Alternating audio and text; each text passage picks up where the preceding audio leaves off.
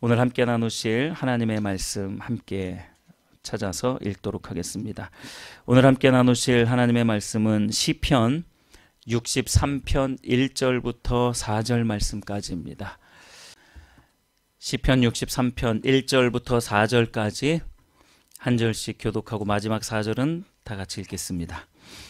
하나님이여, 주는 나의 하나님이시라. 내가 간절히 주를 찾되 물이 없어 마르고 황폐한 땅에서 내 영혼이 주를 갈망하며 내 육체가 주를 앙모하나이다.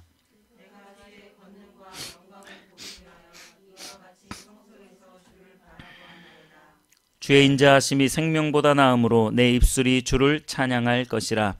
이러므로 나의 평생에 주를 송축하며 주의 이름으로 말미암아 나의 손을 들리이다. 아멘. 아멘. 오늘 본문 말씀을 통해서 절망의 난간에서라는 제목의 말씀을 함께 나누도록 하겠습니다. 여러분, 그 법정 용어로 왜 정상참작이라는 말 아시죠? 정상참작, 말 그대로 정상을 참작한다라는 말입니다.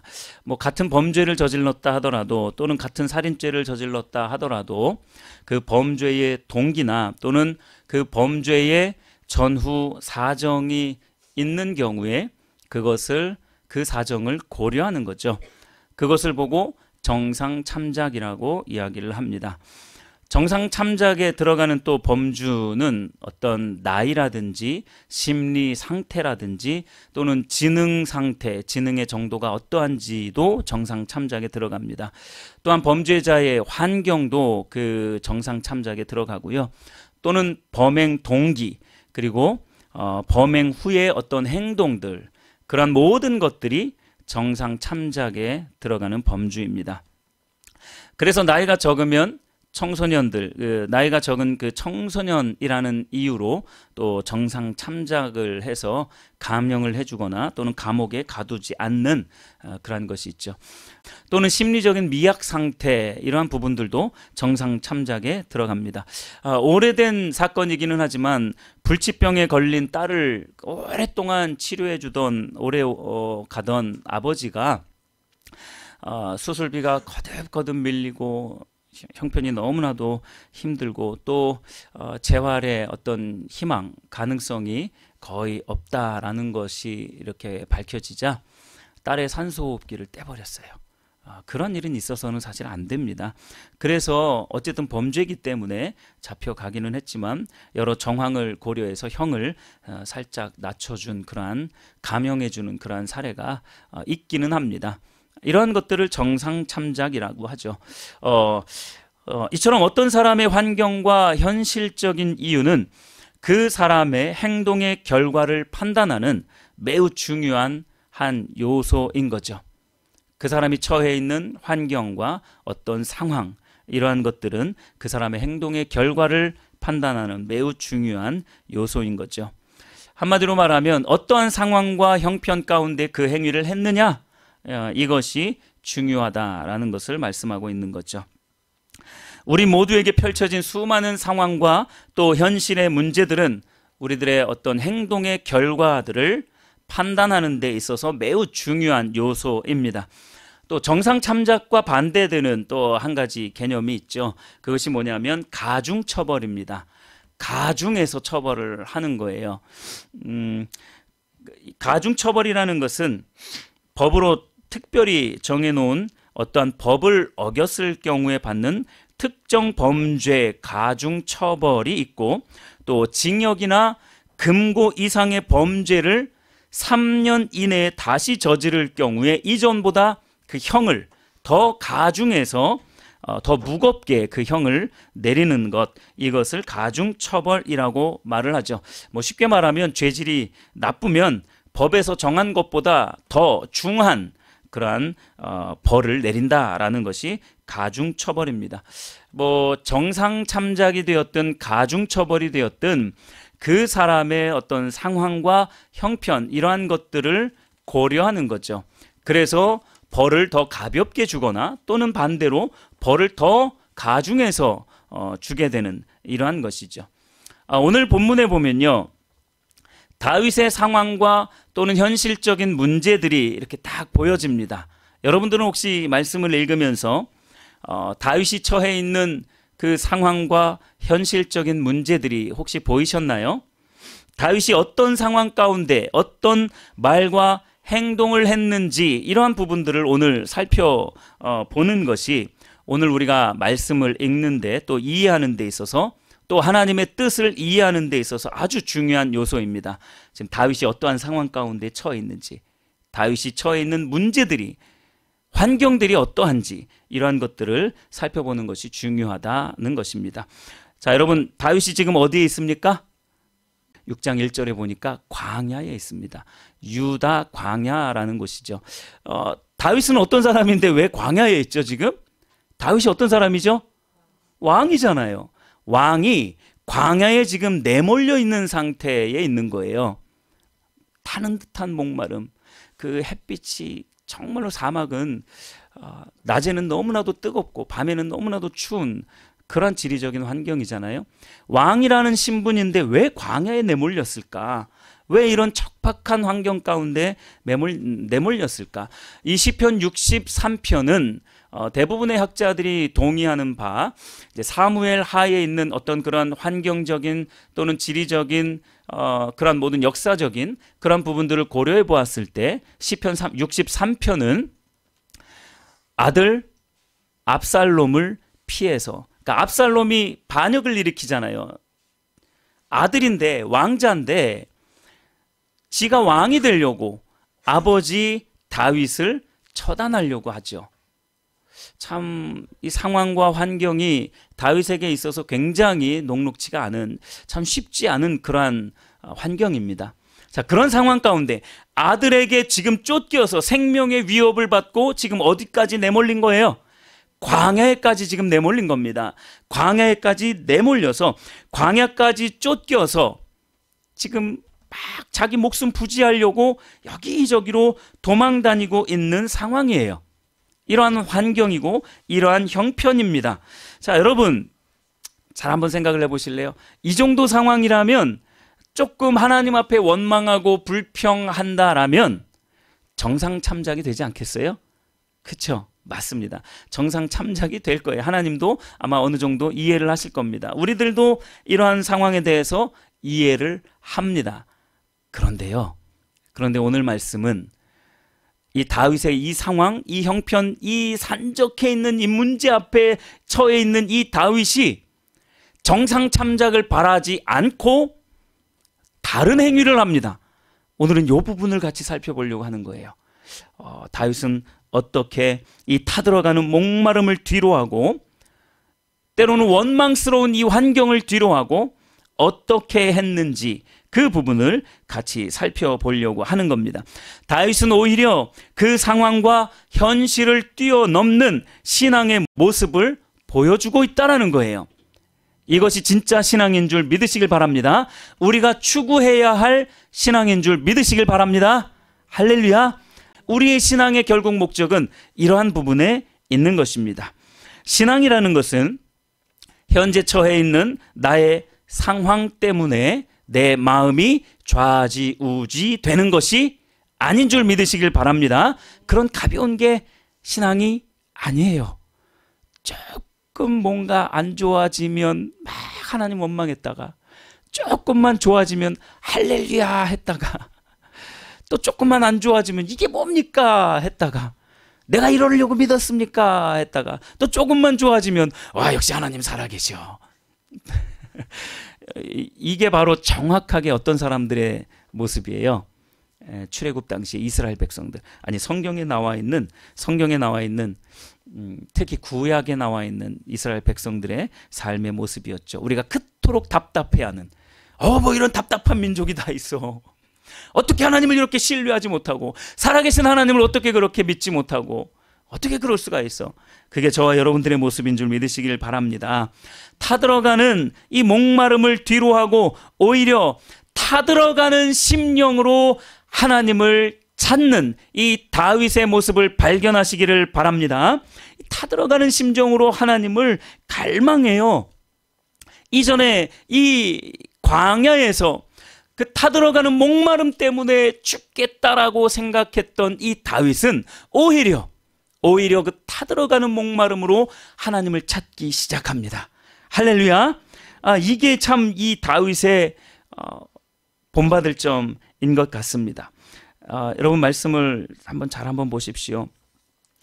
1절 말씀 보십시오. 하나님이여 주는 나의 하나님이시라. 내가 간절히 주를 찾되 물이 없어 마르고 황폐한 땅에서 내 영혼이 주를 갈망하며 내 육체가 주를 앙모하나이다. 상황과 환경 그리고 산적해 있는 문제는 뭡니까? 물이 없어 마르고 황폐한 땅이에요. 아무것도 볼 것이 없어요. 여기로 가도 사막, 저기로 가도 떼약볕, 어디로 가도 의지할 곳이 없는 그러한 곳입니다. 그러나 그러한 상황 가운데, 그러한 환경과 형편 가운데에 다윗은 뭐라고 말을 합니까? 내 영혼이 주를 갈망하며 내 육체가 주를 앙모하나이다. 자, 이러한 신앙이 우리에게 있게 되기를 바랍니다. 다윗이 지금 하나님 마음에 합한 사람으로 칭찬을 받고 또 온 유대 사람들이, 또 이스라엘 사람들이, 지금도 그렇죠. 이스라엘 사람들이 지금도 존경하는 그러한 왕인 이유가 여기에 있는 겁니다. 이와 같이 험악한 상황 가운데 절망과 좌절의 늪에 빠질 수 있는 이 현실적 문제들이 산재해 있었음에도 불구하고 그러한 상황과 현실의 시선을 고정하는 것이 아니라 그의 시선은 오직 하나님께 맞추어져 있었는 줄 믿으시길 바랍니다. 그의 시선은 오직 하나님께 맞추어져 있었어요. 자, 2절을 한번 보실래요? 2절 말씀은요, 다윗이 과거를 회상하면서 쓴 글입니다. 과거에 자신이 주의 성소에서 주의 권능과 영광을 보기 위해 주를 바라보았다라고 고백하고 있는 거예요.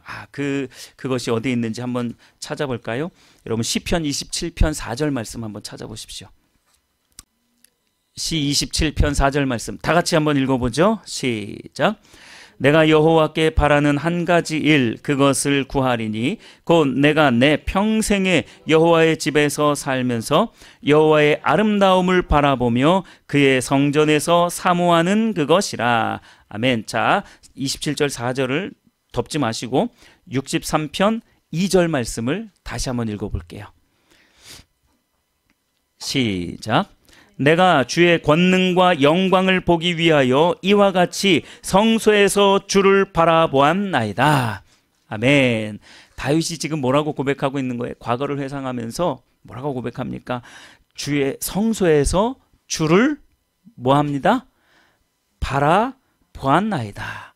자, 이게 과거를 회상했다라고 말씀을 드렸는데 27편 4절에 있는 말씀입니다. 다시 한번 27편 4절을 보십시오.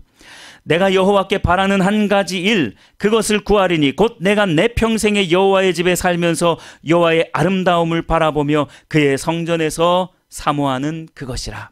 자, 이게 무슨 말이냐면요, 다윗이 이렇게 고백하는 거예요. 여호와께 바라는 한 가지 일. 여기서 말하는 한 가지 일은요, 유일한 한 가지 일입니다. 여러 가지가 있는데 그 중에 하나가 내가 교회에 나와서 하나님을 사모하는 그것입니다. 주의 성소에서 하나님을 바라보는 것이 내가 여러 가지 것들을 바라는 것들이 있는데 그 중에 한 가지입니다 라고 말하는 게 아니라 유일한 한 가지 바라는 것이 바로 주의 성소에서 주를 바라보며 주를 사모하는 것입니다 라고 말씀하고 있는 거예요. 여러분들의 유일한 소망은 뭡니까? 여러분들의 유일한 희망이 뭐예요? 여러분들이 유일하게 소망을 두고 있는 것이 무엇입니까? 가치를 두고 있는 것이 무엇이에요? 다윗은 지금 이거라고 말하고 있는 거예요. 주의 성소에서 주님만 바라보기를 원합니다. 주님만 사모하기를 원합니다 라고 고백하고 있는 거예요. 다윗이 지금 어떤 상황 가운데 있는데요? 광야 가운데 있는데, 그리고 자기 사랑하는 아들이 자기를 죽이려고 해요. 여러분들이 지금 살고 있는 상황은 어떤 상황입니까? 여러분들 자녀들이 혹시 여러분들 죽이려고 하세요? 그러지는 않습니다. 절대로 그러지 않잖아요. 지금 혹시 사막 가운데 있습니까? 타는 목마름 가운데 있어요. 어쩌면 영적으로는 그럴지도 몰라요. 영적으로는 그럴지도 모릅니다. 만약에 여러분들이 영적으로 그렇게 타는 듯한 목마름 가운데 있다면 이 다윗과 같은 고백을 하시길 바랍니다. 주의 성전에 나오세요. 할렐루야. 특히 우리 초등부 청소년부 친구들 일주일에 딱 한 번, 그것도 1시간, 2시간, 3시간 요 시간 가지고 우리가 지난번에 한번 나눴었죠. 하루가 24시간. 그렇죠? 그리고 7일을 한번 곱해 보세요. 며칠이에요? 빨리 산수 빠른 사람들. 몇 시간이에요? 168시간? 그런가요? 7, 4, 28. 그쵸? 7인 7, 8. 168시간인 것 같아요. 그렇죠? 168시간 정도 됩니다. 170시간 정도 되죠. 근데 그 중에 1시간 또는 2시간. 그렇죠? 그 시간 딱 2시간 나와가지고 우리의 영적인 그 목마름이 해결이 될 수 있을까요? 절대 불가능합니다. 절대 불가능해요. 그래서 삶 속에서 하나님 앞에 예배하는 그것이 안 되면 이거는 이 영적인 생활은 불가능해요. 그래서 우리가 목마른 겁니다. 사실 목마를 수밖에 없어요. 우리의 영혼은 지금 바짝 말라가지고 햇빛에 바짝 말라가지고 수분기 전혀 없는 얼굴로 지금 얼굴이 쫙쫙 갈라지고 눈도 다 갈라져 있는 그런 상황 가운데 있는데 내 육체가 멀쩡하니까 그게 안 보이는 거예요. 지금 여러분 이걸 영적으로 잘 보셔야 됩니다. 광야 가운데 있는데 지금 다윗은 내 영혼은 주만 바라봅니다. 성소에서 주님만 바라보나이다. 주님만 사모하나이다. 라고 그렇게 말씀하고 있는 거예요. 여러분 이 신앙이 우리에게 있게 되기를 예수님의 이름으로 축복합니다. 자, 성소에서 주만 바라봅니다. 지금 이 환경 나는 안 바라보겠습니다.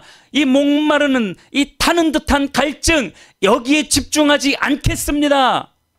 하나님만 바라보겠습니다. 라고 고백하고 있는 줄 믿으시길 바랍니다. 이게요 우리의 영혼에 얼마나 큰 유익인데요. 이러한 삶의 자세와 이러한 신앙의 자세가 우리에게 있게 되어지면요 그 사람처럼 풍부한 삶을 살아가는 사람은 없게 되는 것입니다. 자 1절에서 물이 없어 마르고 황폐한 땅에서 라고 말하고 있는데 또 2절을 한번 보세요. 이 환경을 어떻게 바꾸어 버리는지 2절을 한번 보세요. 내가 주의 권능과 영광을 보기 위하여 이와 같이 성소에서 주를 바라보나이다. 어디에서 주를 바라본다고요? 성소에서 주를 바라본다고요. 지금 다윗은 광야에 있습니다. 사막에 있어요. 너무나도 좋지 않은 환경 가운데 있습니다. 그러나 다윗의 영혼은 지금 어디에 있느냐? 성소에 있는 겁니다. 주의 전에 있는 거예요. 하나님 안에 있는 겁니다. 그러니까 평강을 누리는 거죠. 아무리 풍랑이는 바다 위에 있다 할지라도 주님 품 안에 있다면 그곳이 가장 평안한 곳인 줄 믿으시길 바랍니다. 가장 잔잔한 바닷가와 같은 거예요. 사막 한가운데 있다 할지라도 그곳이 바로 주의 성소라고 깨닫는 순간 이 사람의 영혼은 한없는 무한한 평강을 누릴 수 있게 되어지는 겁니다. 환경이 이렇게 바뀌어지는 거예요. 여러분들의 환경을 이렇게 바꾸시기를 예수님의 이름으로 축복합니다. 1절에서 마르고 황폐한 땅은 사실 우리가 발을 딛고 살아가는 현실의 삶의 터전을 말합니다. 우리 삶이 그렇게 녹록지가 않아요. 만만하지가 않습니다. 우리의 삶의 터전은 마치 사막과 같이 우리를 갈증나게 하는 타는 듯한 갈증을 유발하는 그런 세상이에요. 뭘 해도 우리의 갈증을 채울 수가 없어요. 여러분 돈 많이 벌어보죠? 갈증 채워지겠습니까? 안 채워져요.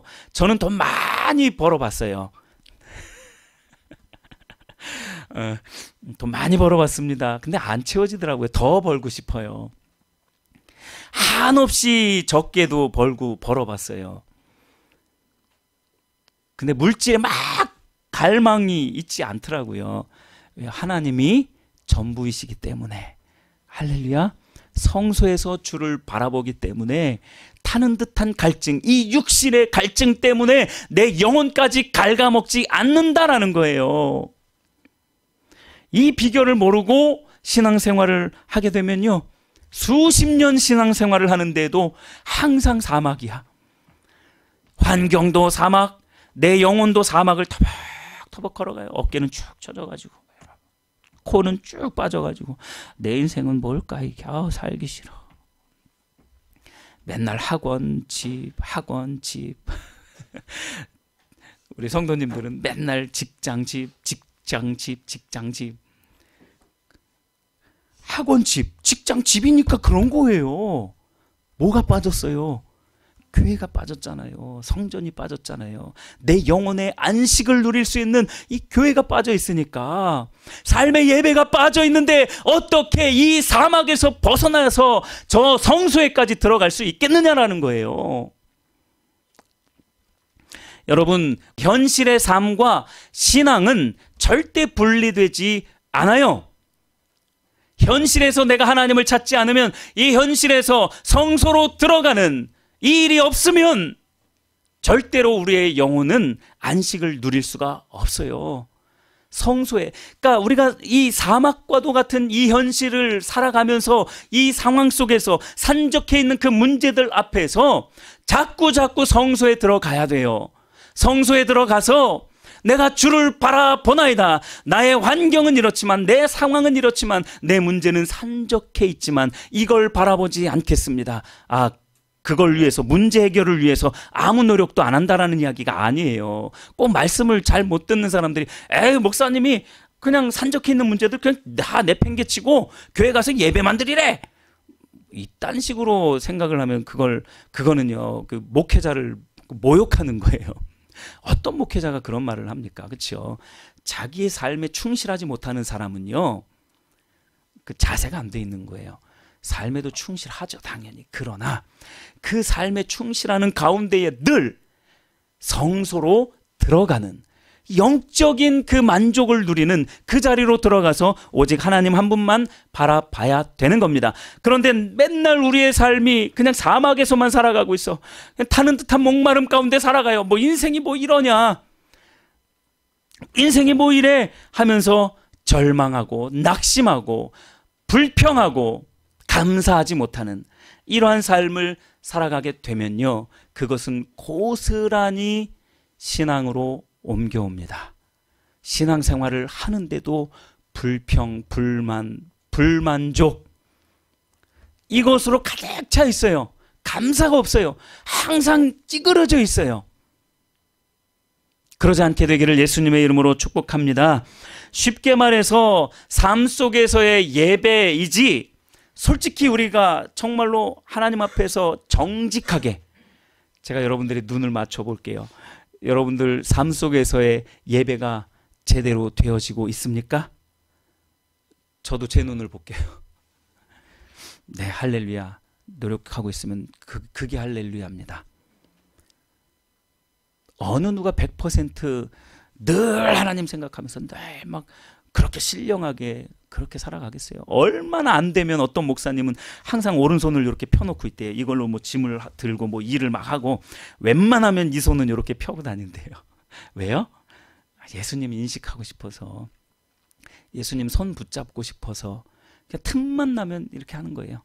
예수님 손 잡고 이렇게 가는 거죠. 일을 웬만하면 이렇게 하고.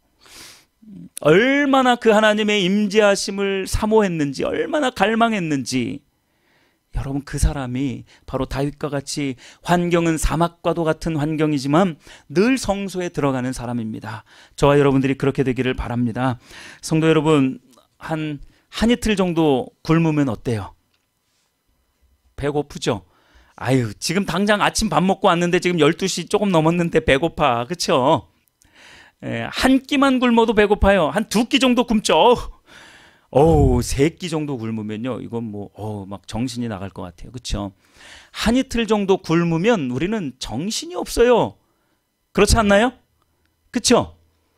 나는 한 이틀 굶는데 아무렇지도 않다. 그런 사람이 있을 수도 있겠죠. 그게 대단하다는 이야기는 아니에요. 그런 사람도 있고 저런 사람도 있는 거죠. 그러나 중요한 것은 우리가 안 먹으면 배고프고 더 먹고 싶고 탈진 상태로 빠진다는 거예요. 맞습니까? 그런데 왜 여러분들은 영혼의 양식은 안 먹죠? 왜 영혼의 양식은 안 먹으면서 아무렇지도 않게 지금 살아가고 있죠? 내 영혼은 지금 타들어가는 갈증 가운데, 얘야 제발 여러분들의 영혼 가운데 여러분들의 영혼 자신이 이야기를 해요. 제발 말씀 좀 먹자, 제발 기도 좀 하자, 제발 예배 좀 드리자, 찬양 좀 하자, 나 좀 살자라고 영혼은 여러분들의 마음속에다가 그렇게 외치고 있는데 여러분들 그걸 외면하고 있는 거예요. 밥만 먹으면 돼요. 그냥 내 육신의 목마름만 채워지면 돼. 밥만 먹으면 되고 맛있는 거 먹으면 되고 내가 해야 될 공부하면 되고 내가 벌어들일 돈벌이만 잘하면 돼. 이것만 열심히 하는 거예요. 영혼의 외침은 다 외면하는 겁니다.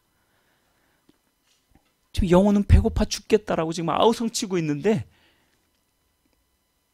외면하고 있는 거예요. 여러분 6일 동안 쫄쫄 굶다가 주일날 한번 와가지고 이게 만족이 채워질 수가 없어요. 제가 여러분들에게 정말 간곡히 말씀을 드리겠습니다. 삶의 예배를 꼭 드리십시오. 삶의 예배를 꼭 드리세요. 가정에서 예배를 꼭 드리시고요. 네, 우리 성도님 중에 매일 그렇게 찬양을 그렇게 듣는 분들 많아요. 찬양을 듣고 찬양하고 예배하고 너무나 중요합니다. 또 기도하고 또 하나의 중요한 것이 뭐냐면 더 중요한 것이 교회의 공예배입니다. 교회의 공예배예요. 왜 공예배를 세워놨을까요? 수요예배나 금요예배 왜 세워놨을까요? 일주일 168시간 중에 딱 2-3시간 와가지고 이 영적인 그 평안 만족을 누릴 수 없다라는 것을 너무나 잘 알기 때문에 삶의 예배가 되어져야 하기 때문에 그래도 중간중간에 한번 성소에 나와서 구약의 성소가 교회는 아니지만 어쨌든 교회에 나와서 그렇게 하나님을 찾고 하나님을 예배하는 그러한 예배가 드려질 때에 내 영혼이 살아나니까 제도적으로 만들어 놓은 거예요. 주일날에만 폭식하지 않게 되기를 예수님의 이름으로 축복합니다. 할렐루야. 주일날만 폭식하지 마세요. 폭식해가지고 배가 빵빵해. 나 오늘 예배 잘 드렸어. 이거 한 6시간 지나면 이거 꺼지지 않나요? 먹은 거? 영의 양식도 마찬가지예요, 여러분. 몇 시간만 지나면 사실 우리 영도 배고픔을 느껴요. 그래서 내 영은 막 찬양하고 싶고 하나님 만나고 싶고 하나님 말씀 읽고 싶고 기도하고 싶고 그런데 그걸 다 무시해버리는 거죠. 삶과 신앙은 떨어질 수 없는 그러한 관계입니다. 삶은 예배의 연속인 줄 믿으시길 바랍니다. 할렐루야. 삶은 예배의 연속이고 예배는 삶의 연속인 줄 믿으시길 바랍니다. 제발 좀 우리가 좀 고백한 대로 삶은 예배의 연속이 되어져야 하고 우리가 드리는 예배는 또 삶으로 연속되어져야 하는 거예요. 그렇게 되기를 바랍니다. 이처럼 삶과 신앙은 두 톱니처럼 맞물려서 그렇게 가게 되어져 있는 것입니다. 다윗은 자신이 그렇게 자신의 영혼이 그렇게 애타게 목말라 하고 있다는 것을 영적으로 깨달은 거예요. 내 영혼이 지금 막 아우성치고 있는 것을 이 다윗은 깨달은 겁니다. 그 목마름을 깨달은 거예요.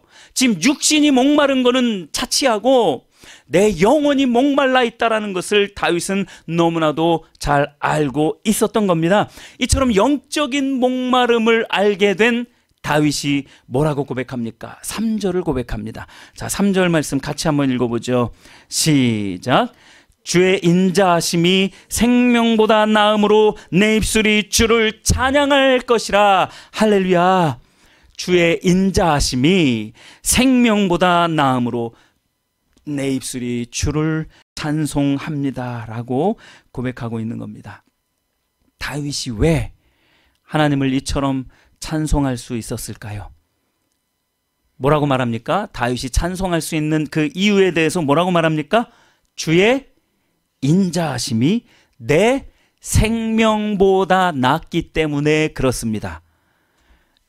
여기서 말하는 주의 인자하심은 헤세드의 사랑이에요. 하나님의 사랑, 헤세드의 사랑이 절대 변함 없는, 절대 변개치 않는 너무나도 숭고하고 확실한 하나님의 사랑을 말하는 거예요. 그 하나님의 사랑, 변개치 않으시는, 변하지 않는 그 하나님의 사랑, 날 향하신 그 하나님의 사랑이 내 생명보다도 낫기 때문에, 좋은 것이기 때문에 내가 지금 하나님을 찬양할 수 있습니다 라고 말하는 거예요. 지금 다윗이 처한 상황은 어떤 상황이라고요? 내 생명을 위협받고 있는 상황이에요. 사막 한가운데에서 사랑하는 이 아들놈이 나를 죽이려고 하고, 이 사막도 나를 목말라 죽이려고 하는 그런 상황 가운데에 내 생명이 위협받고 있는 지금 이 상황 가운데, 여러분, 생명보다도 더 중요한 것이 뭐가 있습니까? 무엇이 중요한디? 무엇이 중요한디? 여러분, 무엇이 중요합니까?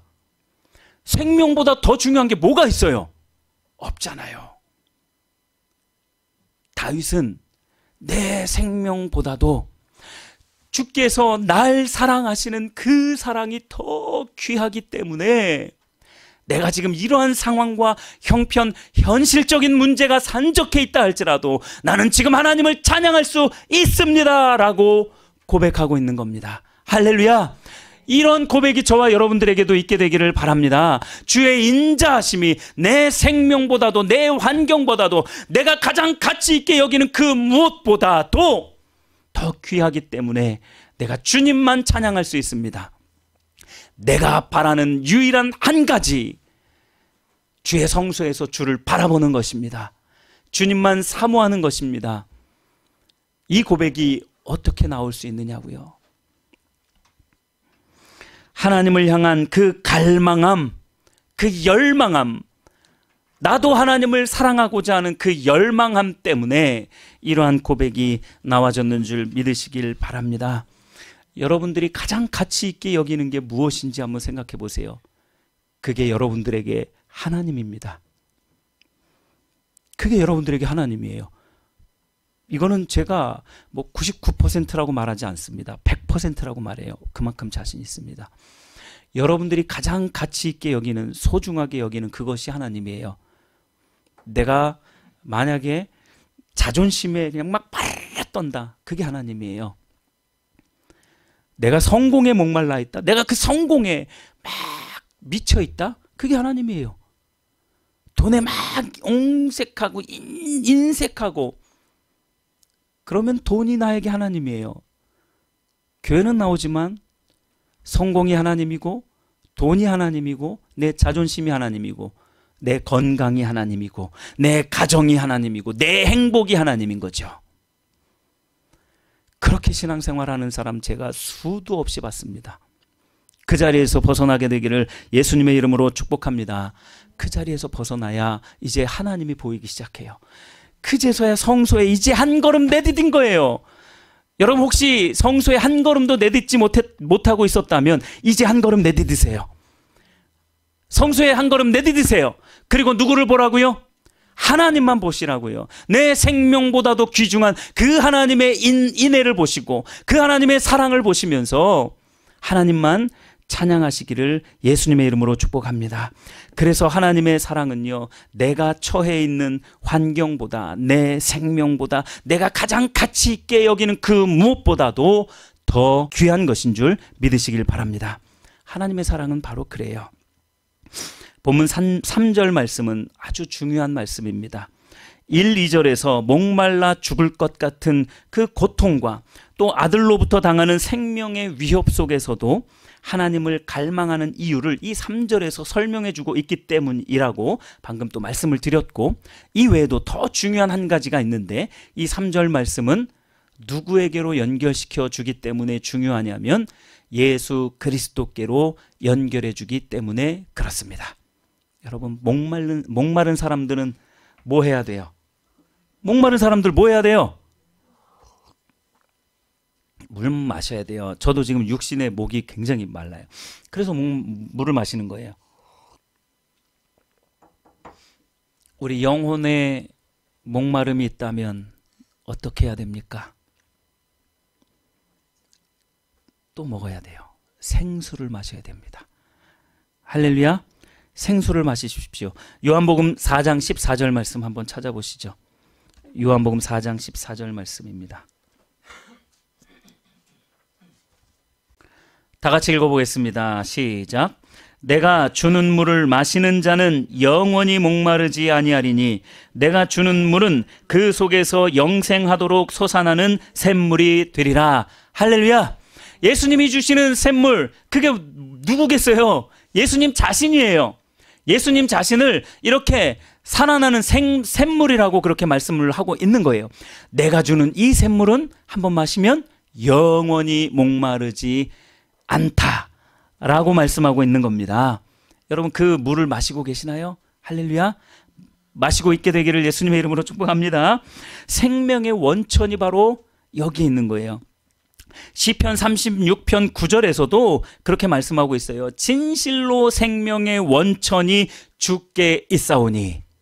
이것을 요한복음 4장 14절에서는 예수님 자신이 그 생명의 원천이라고 말씀하고 있는 거예요. 생명의 샘물이라고 말하는 겁니다. 이것을 마셔야 너희들이 살아가고 있는 이 사막과도 같은 이 환경 속에서, 타는 듯한 그 갈증 속에서 목마르지 않을 수 있다라고 말씀하고 있는 거예요. 여러분들, 이 세상 살아가면서 무엇으로 해결할 수 있겠어요?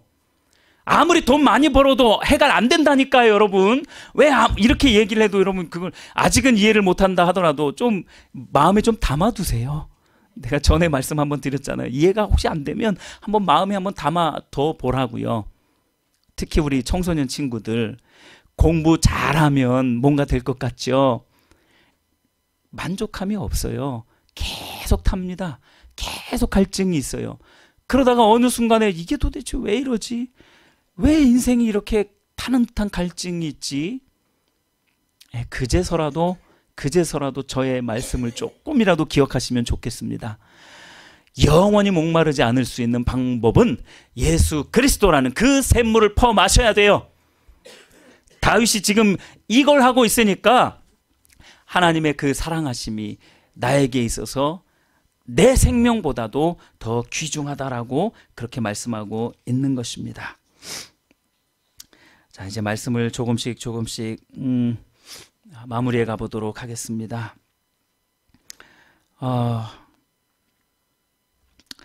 예수 그리스도께서 주는 그 생명의 물을 마시는 자는 영원한 생명을 얻을 수 있습니다.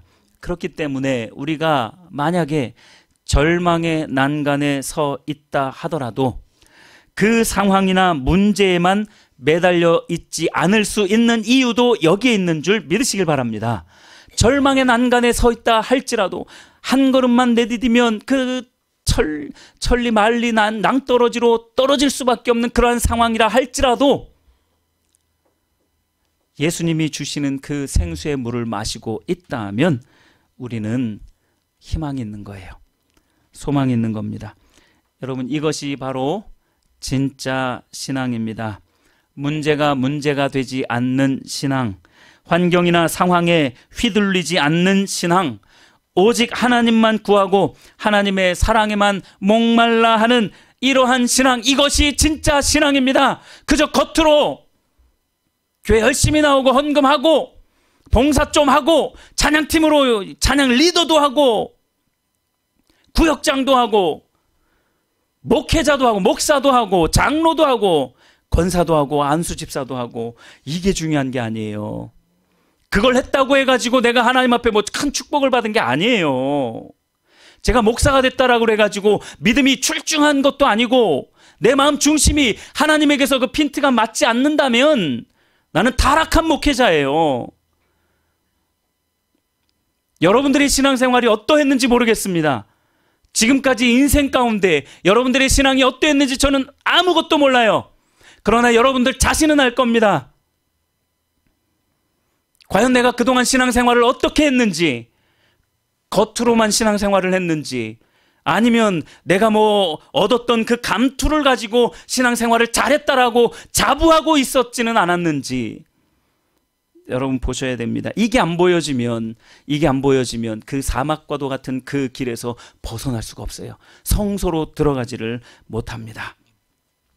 4절 말씀을 보십시오. 이러므로 하나님의 사랑이 내 생명보다 더 귀함으로 내가 평생토록 주를 찬양하겠습니다.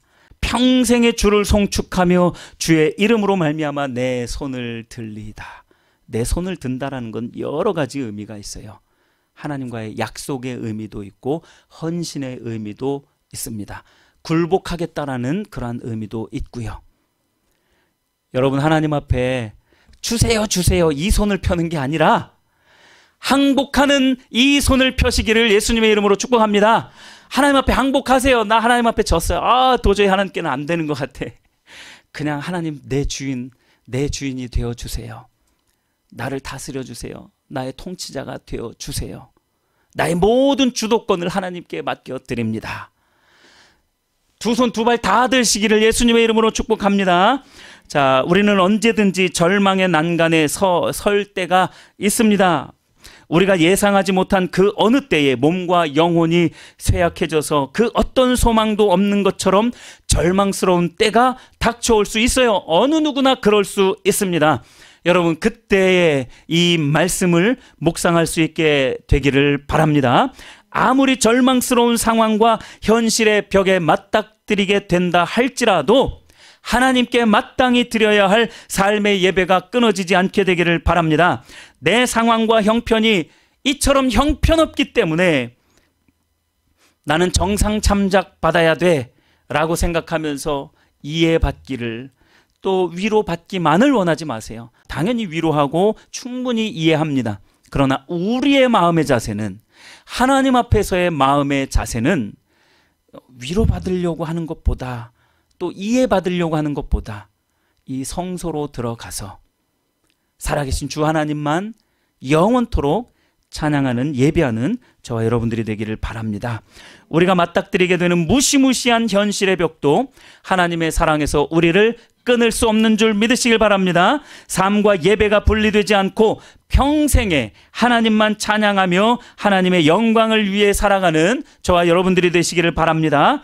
상황과 현실의 벽을 핑계 삼아 뒤로 숨지 마시고 그 벽을 뛰어넘는 신앙인이 되십시오. 그렇게 하나님 한 분만 바라보면서, 예수님만 바라보면서 주님만 더욱 사랑하는 그러한 신앙의 사람들이 다 되시기를 예수님의 이름으로 축복합니다. 할렐루야.